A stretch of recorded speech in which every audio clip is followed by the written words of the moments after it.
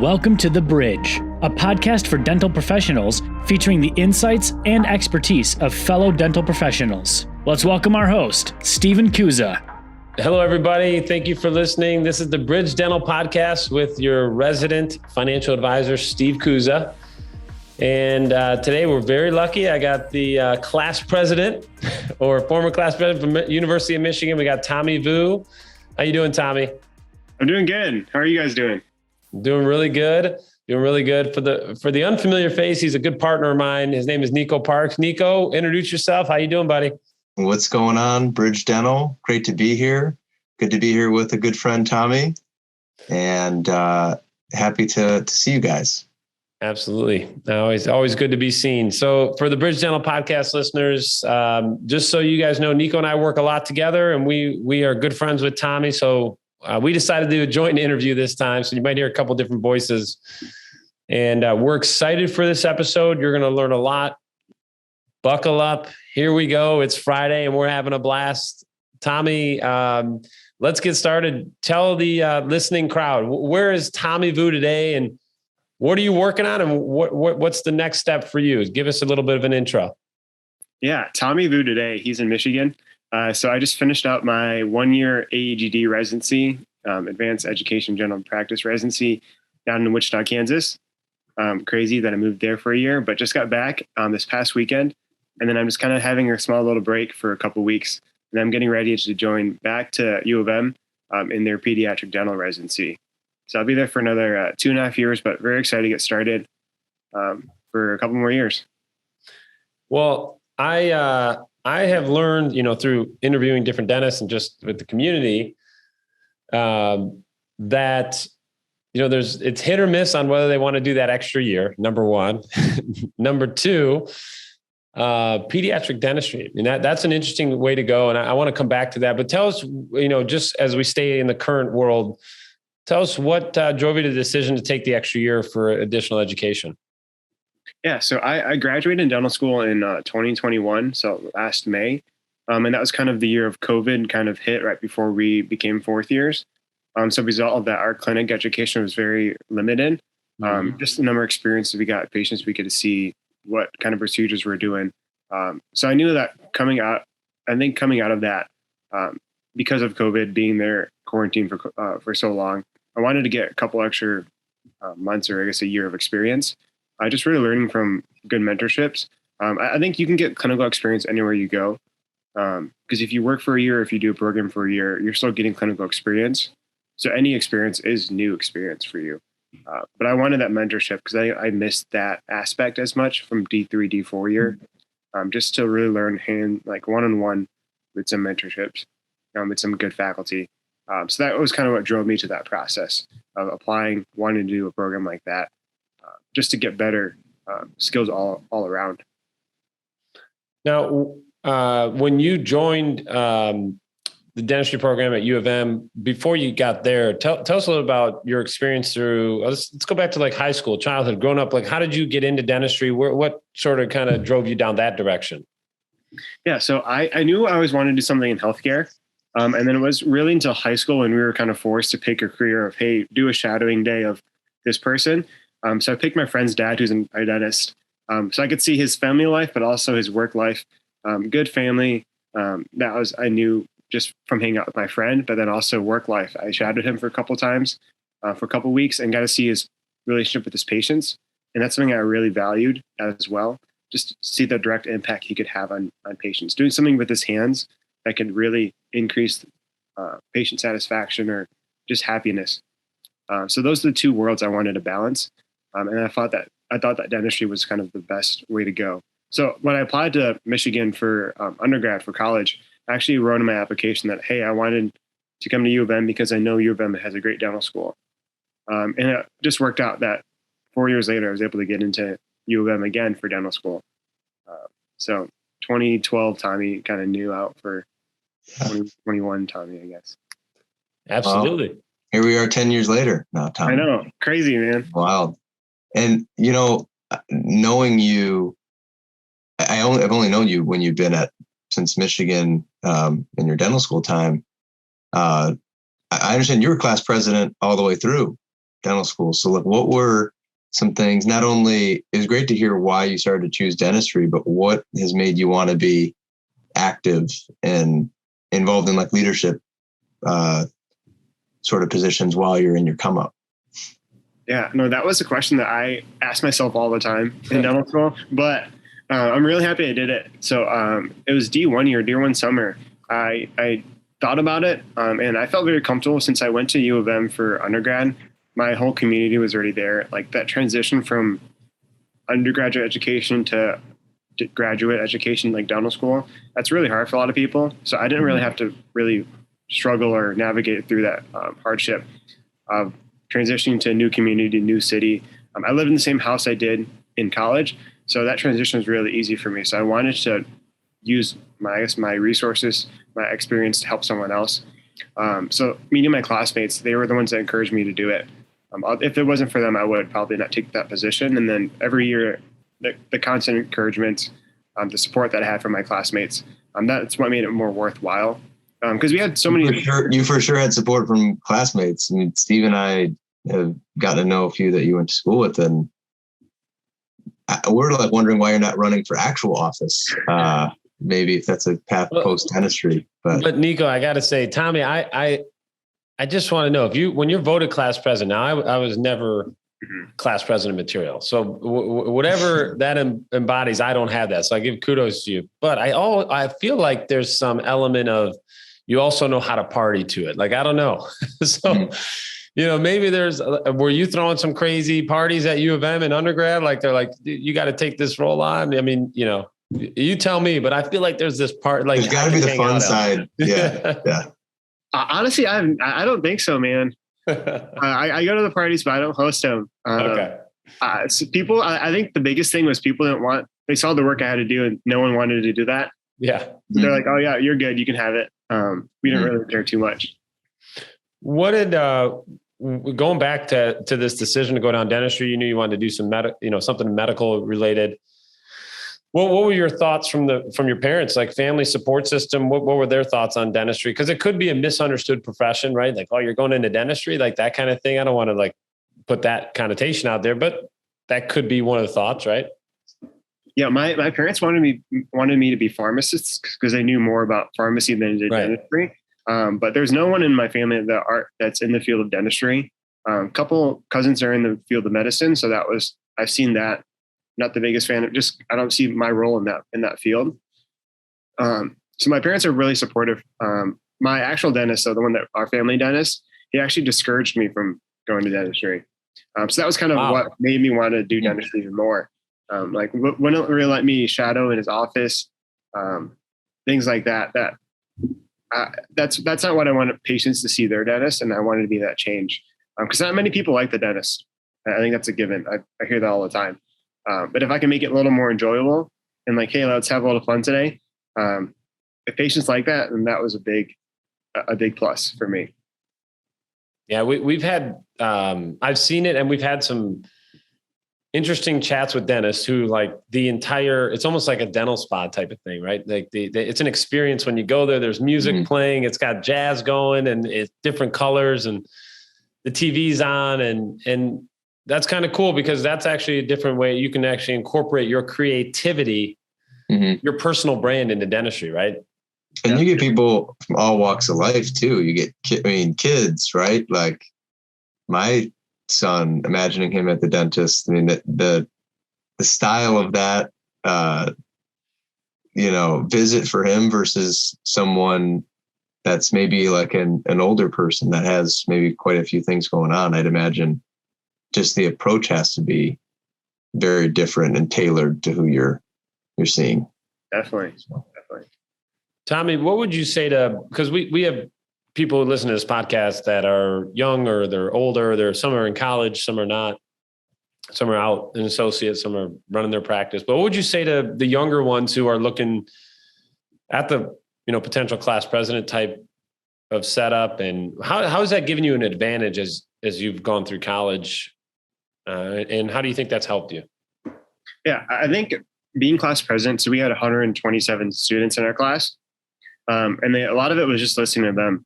And that's the biggest takeaway I've gotten from being class president is like listening to your people. They're the people that voted you in and that keep you voted in the position or support you.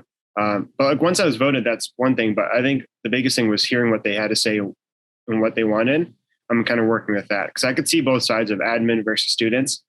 Like, how can I keep students happy? But also, like, I mean, they're my classmates too. They're not just people I'm representing. They're my friends, people I'm doing school with, my colleagues, my future colleagues. So the biggest advice I have, or just what helped me, was just like really relying on the people that are there to support you. Because me being class president was awesome. And it's a great accomplishment, but it's not just my accomplishment. It's my friends too. Because a lot of the things I had to do, my friends had to take over. My friends had to lean in sometimes. And I really relied heavily on my roommates, my good friends. If I have a question, I ask them. If I want to type something up, I have them peer edit really quick. Everything I sent out to the class, like one of my friends has read it through, gave me the thumbs up so I can send it. So. Yeah, and what it sounds like to me, it kind of almost gives you some insight into, when we talk about leadership, but maybe even running a practice one day, right? You got to delegate, but you got to listen to your staff. They're going to help you grow. And so that's actually, that could be a soft skill that you picked up, is when you get into that situation one day, how to handle staff, whether you're an associate or whether you're also owning the practice. So I think that's great. And talk to us about one of the things you had mentioned prior to us getting on this podcast is a little bit about the importance of building a team. Mm-hmm. I want you to expand on that and help the listeners understand, well, what are your thoughts on the importance of having a good team behind you, and not necessarily the cliche stuff, but stuff you've learned along the way. Yeah, I think your team is kind of like your own group of people that will support you, but also kind of hype you up a little bit. Because if you're in a dental office and your team's not really hyping you up, and they're like, yeah, my dentist is okay, I'm just here to like collect my paycheck, I think they're going to see that and they're going to be like, okay, this is not someplace I want to go to. Mm-hmm. But if you walk in and the front desk person is like, yeah, Dr. Boo is amazing, you're going to love him so much. And then you talk to the assistant hypes you up a little more too. You got to get your teammates to really respect you, but also you have to respect them at the same time. Because I think it's more of I think you have to see it as more of a team, where you see everyone kind of like an equal playing field, because everyone has a role in the position. Because as a dentist, you come in and you do the work, but then there's so much that goes behind either before the appointment or after the appointment that you don't see and that you're not a part of. So even if you're really great, if your team members aren't as great too, if they're not being supported by you, I think they can see that and then just not try as hard.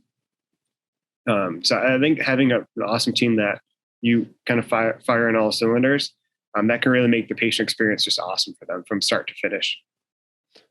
I think it's relevant. It's relevant even as the dentist. Have them hype you up, you hype them up, right? So it's just the client's like, well, the patient's like, what an overall great experience that come into this office. Mm-hmm. I think that could get lost with associates too, because you might have an associate working at 2 or 3 different offices. Mm-hmm. That's important to relay, an important message to share. Talk to us a little bit about what it went through with COVID. We've had dentists on here who talked about that. What was it like at school? Yeah, school was rough, man. So I was home for like 4 months because the school was shut down basically for patient clinics. So we were D3s becoming D4s. So that was kind of the prime time patient education experience that we got. So when I was home, I was getting like 100 texts a day almost, I felt like. Oh, wow. Emails or texts, just people complaining, frustrating. And then knowing that when you come back, our patient experiences will be a lot more limited and cut down, and try to navigate that, because we're trying to also apply for boards, but also apply for a license, figure out jobs. So COVID really had to like lean in on each other. It wasn't just my filling that I had to do. It was kind of me doing the filling, but also having a classmate assist me so they can get that experience too. So for me, myself as just class president, it was just trying to navigate how do I make 127 students happy, that they feel like they're good getting their education, but also working with the admin to make changes to the clinic, get really support for COVID regulations, but also just clinical regulations. Because at the same time, our school was undergoing renovations too. So that didn't help anything, just kind of cutting down on clinic time as well. But that made me change my path of education, wanting to do another year afterwards. And that eventually led me into peds. So that changed my life. Didn't see it at the time, but that definitely did. Wow. I didn't know that, Tommy. Yeah. So let's talk about that. So you obviously you thought about, discovered and wanted to move forward with the extra year for clinical work. And how did that lead you to wanting to do peds? Yeah. So I started the year and I was like, I don't want to do peds. I thought about it in the past. I guess the confidence wasn't there. And I was like, I'm going to be happy doing general dentistry. So for the first couple months of the program, I was really happy with what I was doing. I loved seeing my adult patients, connected really well, feeling really the reward of that as well. And then it wasn't until September, probably mid-September, we have rotations in the children's clinic at the health department. So this clinic sees kids who either don't qualify for insurance or don't qualify for any kind of free Medicaid or anything like that, any kind of government support. So this free clinic, it's free dental treatment, and the volunteers are just volunteers. They come in, they see whatever treatment you need. So we go there on Fridays. So September was my first rotation. And we don't really see kids in our normal clinic. So this is the first peds experience I've had in like probably a year. Worked with the kids, and they had some hard kids. And then this assistant who's there for probably 20 years, 30 years, she turns to me and she's like, "Hey, Dr. Vu, I don't really know you, but I think you should really consider peds." And I was like, dang it, like, don't tell me that. Like, I don't want to hear this. So I was like, shoot. And then I looked at my timeline. It was middle of September. Deadlines are October 1st, like half of them. So I was like, I have 2 weeks to get all my stuff together. Got my application together, and then just talked to some mentors who I respected from the dental school that really know me well. Got really, really support from my friends, my family, and my mentors. And then that made me apply. And that's a 2-year program? Michigan is a 30 months, so 2.5 years. I mean, that's a big decision. You were ready to like launch, right? You were ready to launch as a general dentist. I know. And in 2 weeks, you change course. But obviously there was something there, as she indicated, like, hey, you should really think about peds. And peds is becoming a very specialized skill set. I mean, it is like in a valued skill set for general dentists to have like a peds department, right? Like or someone like you who specializes in peds. It's a really big deal, especially if you can do it really well. Now, and you already know this time. I'm telling you something you already know, but now they're starting to understand that it's not wait till they're 13 years old and give them some braces anymore. It's like, no, you could fix the bite. You could fix things like 4, 5, 6 years old if you can get ahead of it. Right. No, definitely. I think early intervention is kind of the go-to now. It's less time for the kid to be in braces or be in ortho. And you can catch a lot of things way early on than a lot later. Yeah. And it's incorporating like some of the smart sleep stuff, like the science behind it, the health, and like you're literally helping the health of the kid just from diagnosing stuff pretty early and helping them breathe better, right? When they're sleeping, less grinding on their teeth. It's an incredible opportunity. Does that excite you? Is that kind of where you feel like the innovation in peds is where you feel like you could really do some real work? Yeah. I mean, there's just so much to peds and to that age group that you can do. Like kids are magical. They bounce back from the most insane things. They get excited about the weirdest things. But if you develop these habits when you're a lot younger, it's way easier to maintain once you're an adult. Because I think a big thing that pushed me from adults to kids is like you see adults that have really bombed out teeth and a lot of work that need to be done, but they just didn't know better. And that's really, I think, disheartening to see. Like if you're able to target way early on, you can actually make a difference, hopefully. And that's every pediatric dentist's goal, is to make a change now so that down the road it looks a lot better for the future. That's an excellent point. I didn't even think about that in peds. I thought just maybe because the kids are so cute, but that's are you more excited to start the peds program or to be at Michigan? What excites you more? Go back to Michigan, yeah. This is the third time around, right? So. Yeah, this is my third time. I think I'm trying to max out on how many years I can be at Michigan. But I don't know. That's a good question. So like being in Kansas for a year, I mean, I loved my time. I grew a lot from it, but it was so hard being away from friends and family. And then, so that's part I'm really excited to be about again, to see friends and learn from them. Because a couple of friends are still in the dental school or in other departments. So working alongside them will be awesome. But also the peds experience too. Like a big thing I did peds is because some friends say like I have similar interests as kids, like superheroes, Disney, all that kind of stuff. I love too. So working with kids, that'll be a lot of fun, and I'm looking forward to that too. But you're not class president anymore, though, right? No, I hope not. Can you reapply? Can I get 7 years?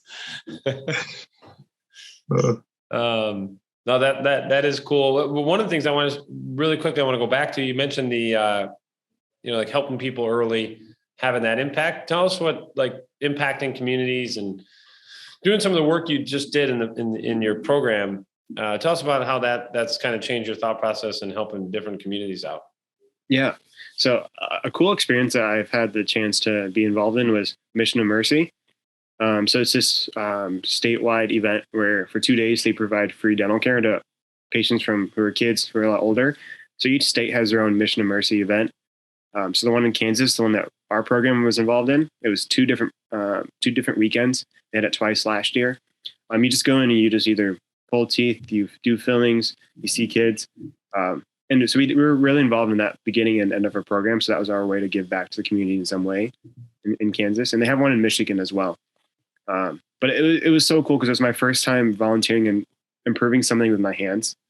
Like, 'cause I can give my time, I can volunteer in different ways, but to do something with my own hands that I've been trained or taught or worked on and refined the last couple of years and directly improve someone's life, that was awesome. Because I don't mind giving my time for anything. Like, I think if it's a Saturday, like, I love to do it. But to see a direct result of that, that's something that I'm very happy that I have this, I guess, skill to do, this ability to do. And it's something that I think I want to really encourage others in the field to do as well. Because if you give 4 hours of your time, you can really do a lot of good work. And that's what I'm excited, or that's what I learned a lot from this past year that I want to kind of take with me next year as well, and the rest of my career. And then when you graduate and finish your PEDS program, you going back to Wichita? I don't know. I don't think so. All of my patients in Kansas asked me that, and I gave them the same answer as we'll see. I don't think so. The weather there is a little different than here, so. No, I won't put the pressure on. So tell us a fun fact, Tommy. Give us something great about Tommy Vu. What's the big fun fact about what do people need to know about you? Need to know. So I think both of you guys already know this, but everyone else doesn't. So I'm a big movie guy. I can't say I have good movie taste. I always joke that I'm a big movie guy with bad movie taste. So I love movies from all over, like Oscar-winning movies, but also just blockbuster, just in it for the money movies. So Fast and Furious is my all-time favorite series. Oh, so you've spent 44 hours watching Fast and Furious. Yeah, I know. It's on like their 10th one or something. Who's counting? But I recognize it's a cheesy series. But I'm a big fan. And then last year, right before I graduated, I had this surprise Zoom call in prep for this 9th movie. It was me and this interview guy, kind of similar to this. And then he had a surprise for me. And I thought it would be like a movie clip for or something. But Ludacris and the director, Justin Lin, of the 9th movie showed up on the Zoom call. So it was me, Ludacris, Justin Lin, and then this interview guy just talking for like a couple minutes. So I can say officially I've been on a Zoom call with Ludacris, talking to him for a little bit. So that was kind of my one and only celebrity encounter, but just reinforces my love for the movie series. Right. And Nico and I are definitely not Ludacris, so that is much cooler. Yeah. Well, I remember seeing that, Tommy. I think it was on social media somewhere. And like I had to do a double take of, what was going on. But you handled it so well. Like when he showed up on the Zoom, I remember like you were surprised, but you didn't like completely just, lose it when he was there. You handled it, in a calm way. It was wild because I come downstairs and then it's like the weekend of graduation. So my roommates are downstairs and their families too. And I'm like, hey guys, like I just got on a call with Ludacris. And then, like, yeah, double take kind of thing. So wild story. Hopefully not the only time. Yeah. So yeah, the Fast and Furious Tommy Boo, but not with your teeth. So, what's next for you, Tommy? Obviously you have the PEDS program coming up, but what's the vision? Like, what are you thinking about? Where's this headed? Yeah. So I've always dreamed to go back to West Michigan. My family's here, my brothers are here. But as I'm getting older, I recognize that's not always, you can't always live in the best place. But anywhere in Michigan is kind of where I'm looking at, kind of either the Grand Rapids area, Lansing area, maybe even more on the east side as well. But I'll finish school in 2.5 years. So December 2024 is my graduation date, and hopefully just working in Michigan afterwards. As far as like leadership goes, who knows? Like when I started dental school, I was like, I'm not going to be involved in anything. I've done that in undergrad and completely flipped. So I love to get involved in the community in some aspect too. Just a lot of resources, a lot of people that I know, and I really want to improve things as I'm going as well. I appreciate you sharing that. And I think one of the last points I want you to drive home is I see this with whether it's in dentistry or different careers, just different vocations, but you took on some responsibilities that you didn't have to. And just like you said, it was like, I'm just going to go to dental school and graduate and get it done. But you took on these additional pieces. So would you say that that has helped you in one, resources? Now, how many people, like you have a ton of connections, right? Mm-hmm. Timing, time management skill set. So what would you say to people who are like, I'm not going to volunteer. I'm not going to do I'm just going to focus and get out of this thing. Like, what would you say to that experience versus the experience you've had, which has been very full? It's been a very full experience. Yeah, I would encourage anyone. I would encourage everyone to go after it. I think be involved as much as you can. Like the things I learned in my leadership roles or being involved in something or volunteering or being involved in community, that changed me and made me way better as a dentist than the clinical experience I got, which is weird to say. I think the clinical experience is huge, but eventually that kind of catches up to you and you'll catch up to the rest of the group if you feel like you're behind. Like me being this past year, doing that 1 year, like when I was interviewing for PEDS programs, it wasn't really, hey, like I can do a crown in this many minutes or I can pull a tooth in this many minutes.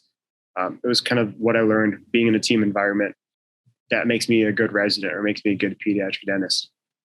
So it's the things I learned and experienced and grew and mainly were challenged. That's what made me a better dentist than I am today or than I was before. Right. That's interesting. So they were That's a good point. Yeah. Yeah. Sorry, Nico, go ahead. No, I was just going to say, just kind of being there, I guess what I've kind of took away from that was just being there. It just makes you better by the people you're around.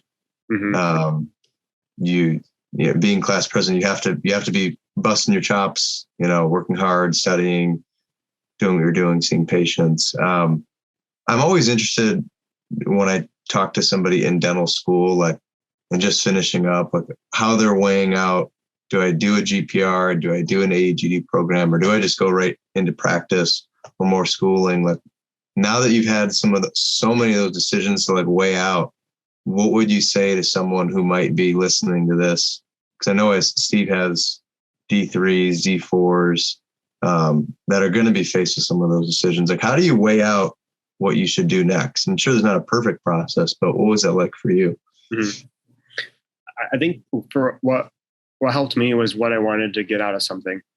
So me applying to a program, I had a kind of clear goal in mind was to get better in different procedures that I wouldn't get experience otherwise, but to do that in a good environment that I knew that was positive and knew that was had good leadership originally. But if I didn't have that goal in mind, I think I'd be kind of torn between the two. And then people always question, it's a year of my life, but then I'm still very young. And I think a lot of people who are D3s, D4s are. They can take that time or that year to decide for themselves. Because who knows what's going to happen. Like I went into this program wanting to be a better general dentist, and then I'm turning out applying to PEDS. I didn't never expected that.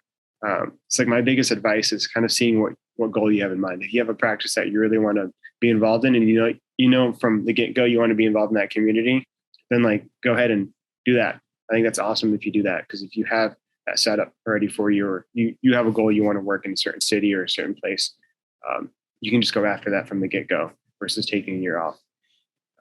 So kind of what you want to achieve from that first year. And that makes a lot of sense. And that's a great answer.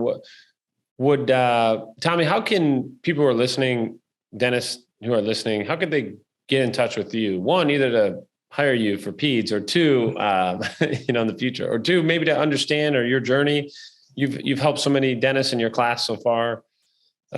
So how could they, what's the best way to reach you? Best way is just email.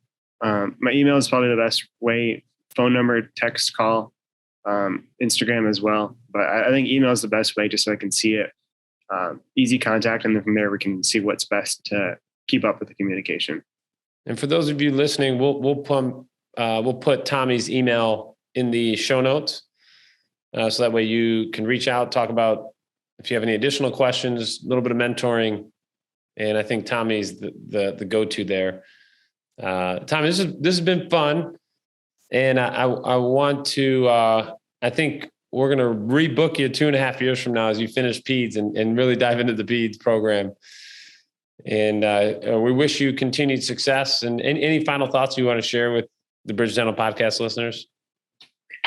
I'd say just really rely on your team members. Learn from them.